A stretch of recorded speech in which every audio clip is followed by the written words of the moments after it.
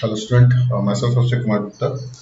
आज का जो वीडियो लेक्चर है नेटवर्क एनालिसिस सिंथेसिस सीरीज को आगे बढ़ाते हुए, थ्योरम्स के सीरीज को आगे बढ़ाते हुए मिलमन्स थ्योरम का ये वीडियो लेक्चर है। और मिलमन्स थ्योरम होता क्या है? सिंपली अगर मैं बात करूँ तो आप ये कह सकते हो कि अगर यहाँ पे मैंने सर्किट बनाया हुआ है, यहाँ पे क्या है, कई सारे प्रैक्टिकल वोल्टेज सोर्स हैं जो पैरेलली कनेक्टेड है ए और बी टर्मिनल के क्रॉस। क्लियर? तो ये जो parallel connection of practical voltage source है, उसको एक equivalent single practical voltage source में कन्वर्ट किया जा सकता है। ये होता है मिलमन्स थ्योरम, जहाँ पे वी क्यू और जेड क्यू की वैल्यू निकल के आती है, वो हम देखेंगे। तो मिलमन्स थ्योरम होता क्या है, ये चीज क्लियर हो गया होगा कि ये पैरेलल कनेक्शन ऑफ, अगर आपके प्रैक्टिकल वोल्टेज सोर्स है, then it can be replaced by a single practical voltage source. This is called as a Millman's theorem. Clear? तो पहले हम देखते हैं प्रूफ को, फिर उसके बाद हम इसको अपने लैंग्वेज में पिरोएंगे कि इसका इक्विवेलेंट कैसे निकल के आता है। अगर मैं बात करूं तो यहाँ पे आपने सोर्स ट्रांसफॉर्मेशन पढ़ा होगा। सोर्स ट्रांसफॉर्मेशन होता क्या है? सोर्स ट्रांसफॉर्मेशन, क्योंकि चूंकि पैरेलल कनेक्शन है, तो पैरेलल कनेक्शन में करंट सोर्स अगर रहता है तो वो इजीली क्या होता है, हम उसका समेशन ले लेते हैं। तो यहाँ पे हम सोर्स ट्रांसफॉर्मेशन का ही लॉजिक देखेंगे कि अगर आपका कोई वोल्टेज सोर्स है, क्लियर, ठीक है, तो हम इसको क्या कर सकते हैं, अगर V है और ये वैल्यू Z है, तो इसको हम ट्रांसफॉर्म कर सकते हैं करंट सोर्स में। क्लियर? जहाँ पे I की वैल्यू क्या हो जाएगी, V बाई Z के बराबर, और उसके पैरेलल में उसका इंटरनल इंपीडेंस Z आ जाएगा। सेम लॉजिक यहाँ भी है, ठीक है, कोई XY टर्मिनल है। क्लियर? सेम लॉजिक यहाँ भी है, क्योंकि यहाँ पे पैरेलल कनेक्शन है, तो हम हर एक सोर्स को, यानी हर एक वोल्टेज सोर्स को करंट सोर्स में ट्रांसफॉर्म करने जा रहे हैं। क्लियर? तो हम ट्रांसफॉर्म करेंगे, उसके बाद देखेंगे कि वैल्यूज क्या क्या चेंज हो रही है, कैसे कैसे आ रही हैं। क्लियर? तो यहाँ पे मैं ट्रांसफॉर्म कर रहा हूँ, आपका क्या है, n number of parallel practical voltage sources है, जिसको मैं करंट सोर्स में ट्रांसफॉर्म करने जा रहा हूँ। तो जब मैं इसको ट्रांसफॉर्म करूंगा तो क्या आएगा, मैंने V1 और Z1 को ट्रांसफॉर्म किया, तो ये मेरा करंट आया। क्लियर? I1 की वैल्यू क्या हो जाएगी, V1 बाई Z1 के बराबर, ठीक है। क्लियर? उसका इंटरनल इंपीडेंस Z1 उसके पैरेलल में आ गया। क्लियर? ये हो गया इसका ट्रांसफॉर्मेशन। सिमिलरली मैं दूसरे सोर्स का करूंगा, पैरेलल कनेक्शन है ही, क्या हो जाएगा, ये करंट I2, यहाँ पे I2 की वैल्यू क्या होगी, V2 बाई Z2 के बराबर होगा, और उसके पैरेलल में आ जाएगा उसका इंपीडेंस Z2। और ये ट्रांसफॉर्मेशन कहां तक चलेगा, till NH practical voltage source. Clear? तो यहाँ पे क्या हो जाएगा, ये आ जाएगा आपका IN की वैल्यू क्या आ जाएगी आपकी, IN आ जाएगा आपका VN बाई ZN, और इसके पैरेलल में इसका इक्विवेलेंट तो इंपीडेंस ZN।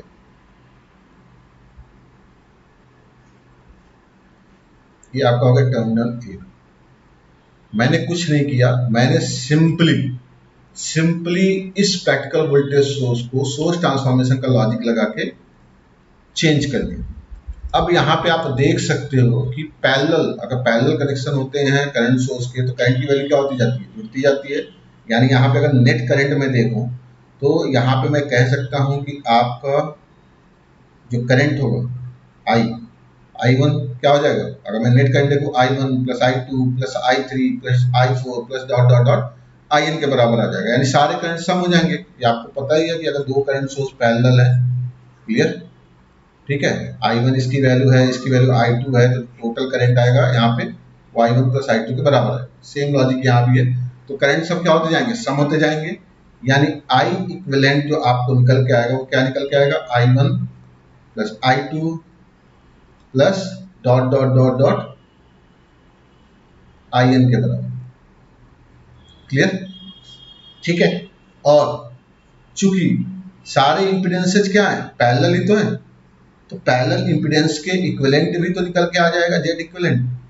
क्लियर? अगर आपका पैरेलल इंपीडेंस कनेक्शन है, यानी Z1 Z2 Z3 Z4 आपके पैरेलली कनेक्टेड है, मैं ये कह रहा हूं कि आप क्या है, ये Z1 है, क्लियर, फिर Z1 के पैरेलल Z2 है, Z2 के पैरेलल Z3 है, डॉट डॉट डॉट या आपके सारे पैरेलली कनेक्टेड। तो अगर आपको ए बी टर्मिनल के अक्रॉस इसका इक्विवेलेंट निकालना है, जेड इक्विवेलेंट, तो क्या आ जाएगा जेड इक्विवेलेंट। पैरेलल कनेक्शन के लिए आप क्या पढ़ के आए हैं, आप पढ़ के आते हैं 1 by Z equivalent equal to 1 by Z one plus 1 by Z two plus dot dot 1 by Z N के बराबर।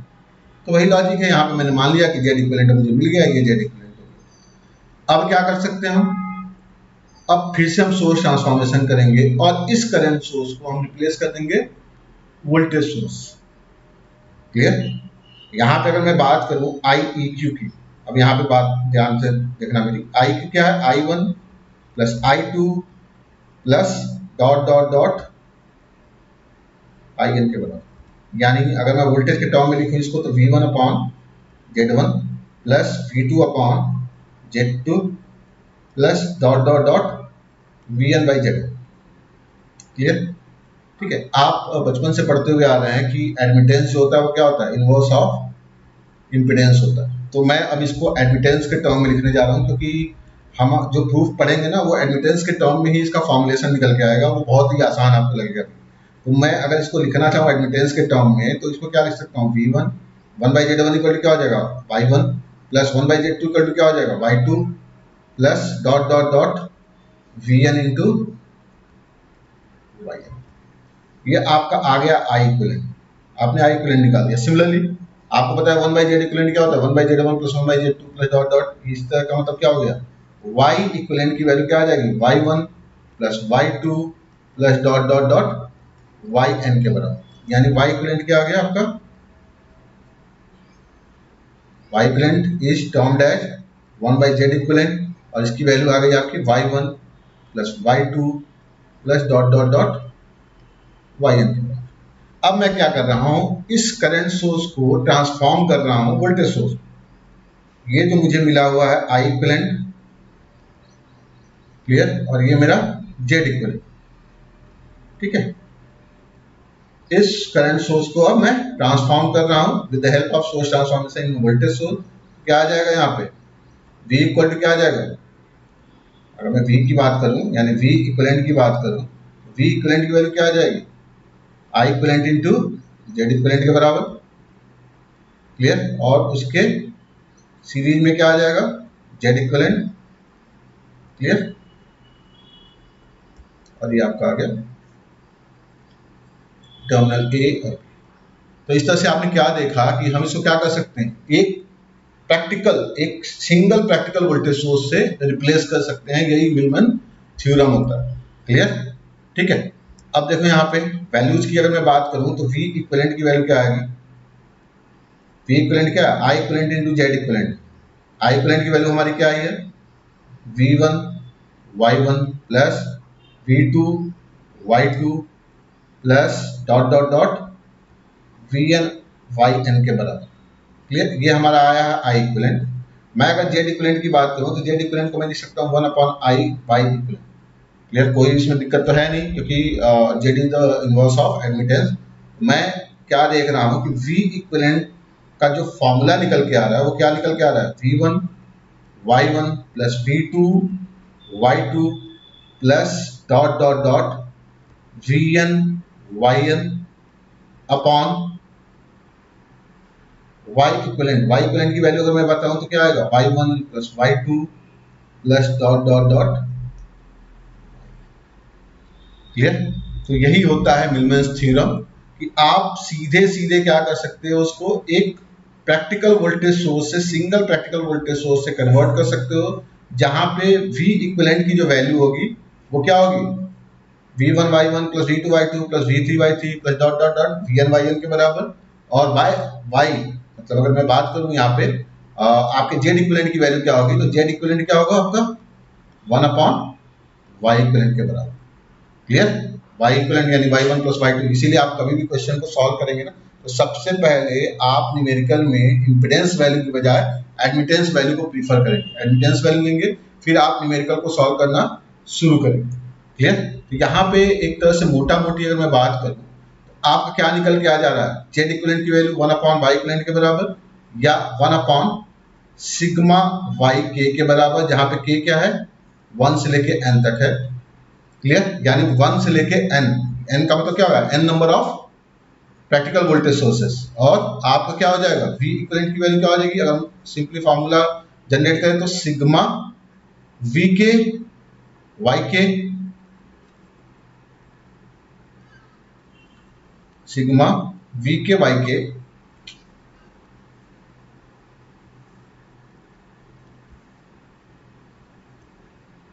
Clear, where k equal to 1 to n upon sigma y के where k equal to 1 to n। Clear, ये आपका formula निकल के आता है। Clear, ठीक है, तो ये चीज आपको दिमाग में रखनी है और इसी से आपको क्या करना है, मिलमैन्स थ्योरम को एक्सप्लेन कर देना। तो अब हम मिलमैन्स थ्योरम को वर्ड में पिरोते हैं कि अगर हम इसको वर्ड में पिरोएंगे तो क्या मिलेगा। क्लियर, ठीक है, तो क्या आप लिखोगे, मिलमैन्स theorem, Millman's theorem states that Millman's theorem states that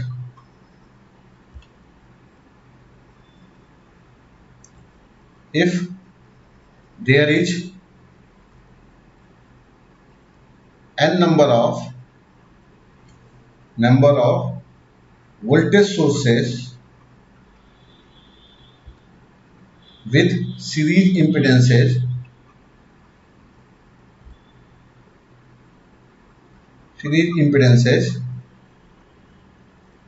connected in parallel,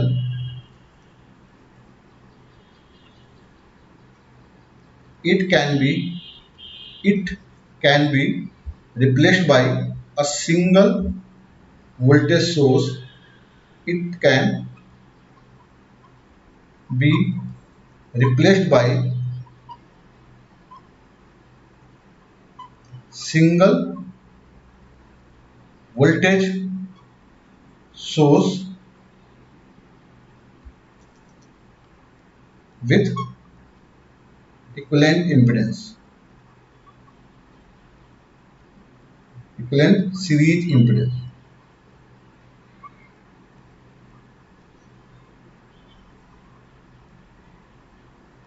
clear, obvious ही बात, आप क्या लिखोगे, वेयर, सर्किट आपको बनाना ही बनाना है, ठीक है, वेयर V इक्विवेलेंट की वैल्यू क्या होगी आपकी, सिग्मा V के Y के, जहां पे K क्या है 1 to n है, अपॉन सिग्मा Y के where K equal to 1 to n आपका n number of voltage source है, और Y इक्विवेलेंट की वैल्यू क्या हो जाएगी आपकी, Y इक्विवेलेंट की वैल्यू आपकी यानी हो जाएगी सिग्मा Y के K equal to 1 to n, and Z equivalent आप यहीं से निकाल लेंगे कि 1 अपॉन Y इक्विवेलेंट के बराबर। क्लियर, ये चीज आपको वर्ड्स में लिख देनी है, आप सर्किट को लिखोगे, आप पहले कभी भी आप अगर पूछता है ना मिलमैन्स थ्योरम एक्सप्लेन करिए तो आप पहले वर्ड में आप मिलमैन्स थ्योरम का लॉजिक लिख दीजिए, उसके बाद आप प्रूफ को दिखाइए, और कैसे इसका प्रूफ होता है ये मैंने ऊपर बता ही दिया है कि आपको सिंपली सोर्स ट्रांसफॉर्मेशन का लॉजिक लगाना है और क्वेश्चन को करते जाना है। हाँ, एक चीज मुझे बताना है यहाँ पे कि आप पोलैरिटी का ध्यान जरूर रखें।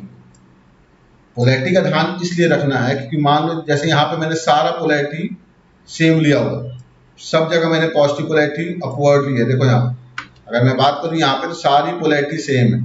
क्लियर, अगर मैं पोलैरिटी किसी एक की भी जस्ट अपोजिट कर दूं तो वहां पे आपका दिक्कत आ जाता है।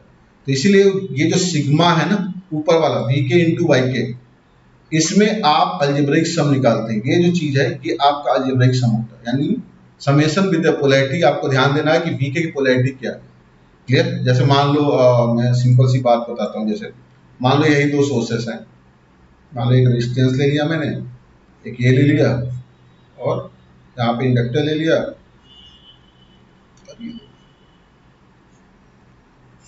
ठीक है, मान लो ये पोलैरिटी मैंने प्लस माइनस ले लिया, माइनस प्लस ले लिया, ठीक है। तो यहाँ पे मान लो ये V1 है, ये आपका R1 है, ये आपका XL1 है।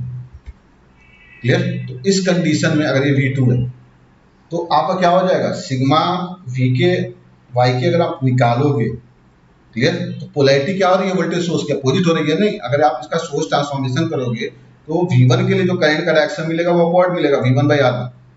लेकिन अगर V2 के लिए जो मिलेगा करंट का डायरेक्शन वो क्या मिलेगा, डाउनवर्ड मिलेगा, V2 बाई XL।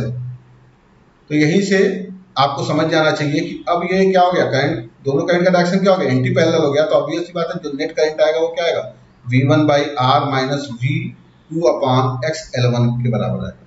इस वजह से आप सिग्मा VK वाई के अगर आप लिखोगे तो वो क्या लिखोगे, V1 इंटू 1 बाई R1 YK minus V2 into 1 बाई XL1। माइनस साइन क्यों आया, क्योंकि यहाँ पे पोलैरिटी जस्ट अपोजिट है, यानी अगर एक को आप पॉजिटिव पोलैरिटी ले रहे हो पॉजिटिव साइन ले रहे हो, दूसरा आपका निगेटिव हो ही जाना। और ऐसे में क्वेश्चन गेट में भी एक आध बार क्वेश्चन आए हुए हैं, फ्रेम किए गए हैं ऐसे क्वेश्चन। क्लियर, ठीक है। एक क्वेश्चन देख लेते हैं हम लोग, एक न्यूमेरिकल अप्रोच कर लेते हैं कि अगर मान लो न्यूमेरिकल थ्योरम पे कोई न्यूमेरिकल भी आपसे पूछ लिया जाए तो आप उसको कैसे अप्रोच करोगे।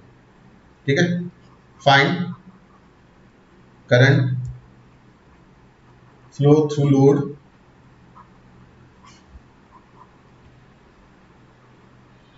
By applying Milman theorem. ये आपका क्वेश्चन है कि मिलमैन थ्योरम अप्लाई करके आप करंट फाइंड आउट करो। क्लियर, सर्किट क्या दिया हुआ है, सर्किट सिंपल ही लिया हुआ है यहाँ पे। ठीक है, ये आपका एक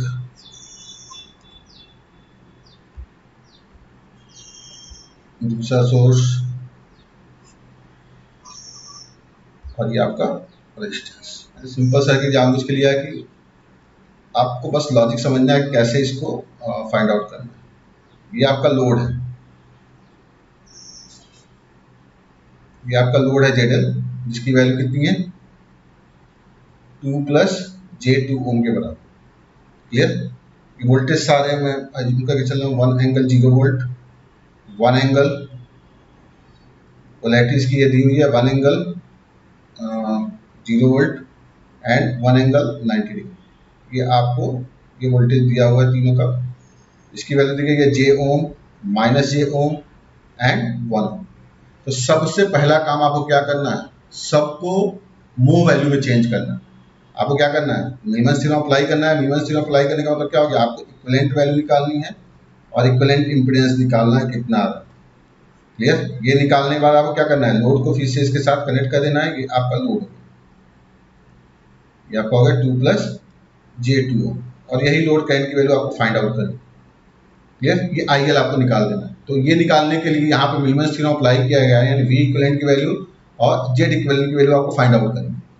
तो सिंपल है, यहाँ पे सबसे पहला काम जो भी आपको दिख रहा है, यहाँ पे देखो, यहाँ पे Z1 की वैल्यू कितनी है, यहाँ पे J ओम है, Z2 की वैल्यू कितनी है आपकी माइनस J ओम है। क्लियर, और Z3 की वैल्यू है आपकी 1 ohm. Clear, similarly V1 equal to 1 angle 0 volt equal to V2 and V3 की वैल्यू कितनी है आपकी 1 एंगल 90 डिग्री वोल्ट। क्लियर, ठीक है, ये सारी चीज़ दी गई है। सबसे पहला काम आप ये करोगे, सबको एडमिटेंस वैल्यू में चेंज करोगे। या y1 की वैल्यू क्या हो जाएगी 1 बाई Z1, 1 बाई Z1 मतलब 1 बाई J यानी माइनस J मो। सिमिलरली y2 की वैल्यू क्या हो जाएगी 1 बाई Z2 यानी ये आ जाएगा आपका J मो। आप सॉल्व करके देख लीजिएगा, 1 अपॉन माइनस J यानी आपका आ जाएगा J मो। और y3 की वैल्यू 1 बाई 1 यानी कितना आ जाएगा ये 1 मो। ये सारी वैल्यूज आपको मिल गई हैं। अब क्या करना है, आपको केवल फॉर्मूले में पुट करना है। तो फॉर्मूला क्या कहता है कि V इक्विवेलेंट की वैल्यू क्या हो जाएगी सिग्मा VK IK यानी V1 Y1 plus V2 Y2 plus V3 Y3 upon Y1 plus Y2 plus Y3। ये वैल्यू पुट करें, कितना आ जाएगा ये V1 यानी 1 एंगल 0, 1 इंटू Y1 की वैल्यू कितनी है आपकी माइनस J प्लस 1 एंगल 0 यानी 1 इंटू J प्लस 1 एंगल 90 यानी क्या हो जाएगा 1 एंगल 90 का मतलब होता है G plus J sign. Clear, into Y3 की वैल्यू 1 है अपॉन आपका Y1 plus Y2 plus Y3 यानी J माइनस J प्लस 1। तो आप इसको सॉल्व करेंगे तो ऊपर कितना आ जाएगा J आ जाएगा, एक से J कैंसिल आउट हो जाएगा, J अपॉन 1 के बराबर यानी वैल्यू कितनी आ गई 1 एंगल 90 डिग्री वोल्ट आ गया आपका V equivalent. Clear, Y equivalent की वैल्यू क्या हो गई Y1 plus Y2 plus Y3 बराबर यानी 1 आ गया, यानी Z इक्विवेलेंट की वैल्यू क्या आ गई आपकी Z इक्विवेलेंट आ गया आपका 1 अपॉन Y इक्विवेलेंट यानी चूंकि यहाँ पे 1 आ रहा है तो इसलिए कोई दिक्कत नहीं है, वैल्यू 1 ओम आ गई। ये आपका 1 mho है और ये 1 ओम आ गया। क्लियर? यानी हमें सारी वैल्यूज मिल गई हैं। ये आपका 1 एंगल 90 डिग्री हो गया। ये आपका क्या हो जाएगा, 1 ओम हो जाएगा। आपको क्या करना है, केवीएल अप्लाई कर देना है। तो आईएल की वैल्यू क्या आ जाएगी, केवीएल अप्लाई कर देना, आईएल की वैल्यू आ जाएगी आपकी, IL equal to V equivalent upon Z equivalent plus IL plus J XL, यानी प्लस 2 प्लस J2 है ये, अपॉन केवीएल अप्लाई किया हमने सिंपली यहाँ पे। क्लियर? तो ये आ जाएगा आपका 1 angle 90 degree upon 1 plus 2 plus J2 के बराबर, यानी 1 angle 90 degree upon 3 plus J2 ampere. ये आपका करंट आ जाएगा। अगर इसी क्वेश्चन में, सेम क्वेश्चन में, अगर मैंने मान लो किसी की भी पोलैरिटी, जैसे यहीं पे मान लो मैंने इसी की पोलैरिटी जस्ट अपोजिट अगर दे दी होती, तो यहाँ पे क्या होता आपका, अगर जस्ट अपोजिट पोलैरिटी मैंने दे दिया होता तो आपका यहाँ पे जो टर्म आता वो क्या आता। क्लियर? अगर जस्ट अपोजिट पोलैरिटी में दे दिया होता तो टर्म क्या आता, V1Y1 minus V2Y2 plus V3Y3। इसीलिए मैंने कहा था कि पोलैरिटी का आप खास ध्यान रखना। ठीक है?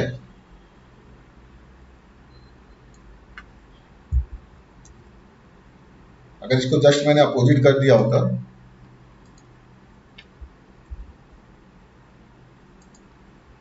अगर इसी को जस्ट अपोजिट कर दिया होता तो क्या होता है, यहाँ पे आप अगर V इक्विवेलेंट कैलकुलेट करते हैं तो V इक्विवेलेंट की वैल्यू क्या होती, ये हो जाती है आपकी V1Y1 minus V2Y2 plus V3Y3 कौन, Y1 plus Y2 plus Y3, यानी minus J plus J plus 1 के बराबर।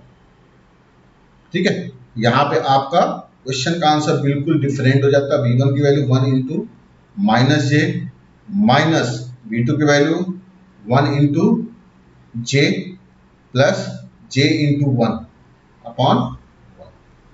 क्लियर? वैल्यूज में थोड़ा सा चेंजेज आता है। क्लियर? ये वैल्यू क्या हो जाती है, ये आपका हो जाता माइनस J अपॉन, वहां पे क्या आया था आपका प्लस J आया था, यहाँ पे क्या हो जाता माइनस J हो जाता। तो यही सब डिफरेंस आता है। इसीलिए आपको पोलैरिटी का लॉजिक क्लियर रहना चाहिए, कैसे हमें पोलैरिटी के लॉजिक को लेके क्वेश्चन को अटेम्प्ट करना है। तो आप सोर्स ट्रांसफॉर्मेशन से भी उसको समझ सकते हैं, ऐसे भी समझ सकते हैं। मेरे ख्याल से आपको मीलमैन थ्योरम क्लियर हुआ होगा। ठीक है? Thank you very much.